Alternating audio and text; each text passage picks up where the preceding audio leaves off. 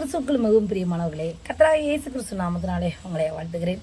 இன்னைக்கு நம்ம எதை குறித்து பார்க்க போறோம்னா, மார்க்கு 5ஆம் அதிகாரம் 25ஆம் வசனம். அப்பொழுது 12 வருஷமாய் பெரும்பாடுள்ள ஒரு ஸ்திரீ அநேக வைத்தியர்களால் மிகவும் வருத்தப்பட்டு தனக்கு உண்டானவர்களை எல்லாம் செலவழித்தும் சற்றாகிலும் குணமடையாமல் அதிக வருத்தப்படுகிற போது இயேசுவை குறித்து கேள்விப்பட்டு,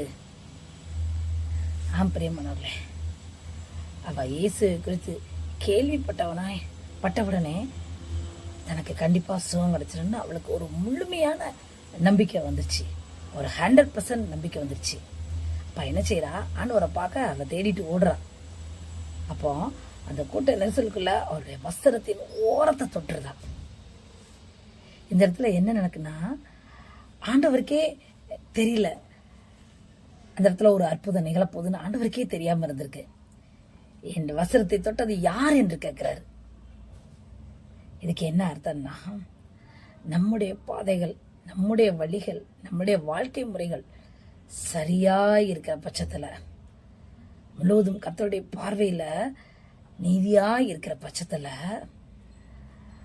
ஆண்டவற்றிலிருந்து அற்புதங்கள் தானாக கடந்து வந்துடும்.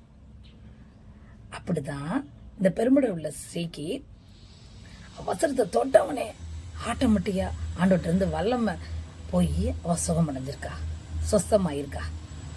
பிரியமானவர்களே, நம்முடைய வாழ்க்கை பாதைகள் அனுதினமும் நம்மை சிறுதிக்கு பார்க்கும்போது நம்ம ஆண்டவர் பார்வையில் 100% சரியா இருந்தனா, ஆண்டவற்றிலிருந்து அற்புதங்கள் அது வாடுக்கு கடந்து வந்துகிட்டே இருக்கும்.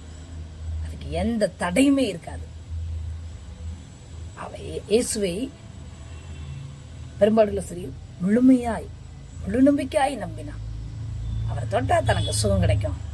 அந்த முழுமையான நம்பிக்கை அவளுக்கு ஒரு சுகத்தை ஏற்படுத்தி கொடுத்தது, சுகம் கிடைக்க வழி செய்தது.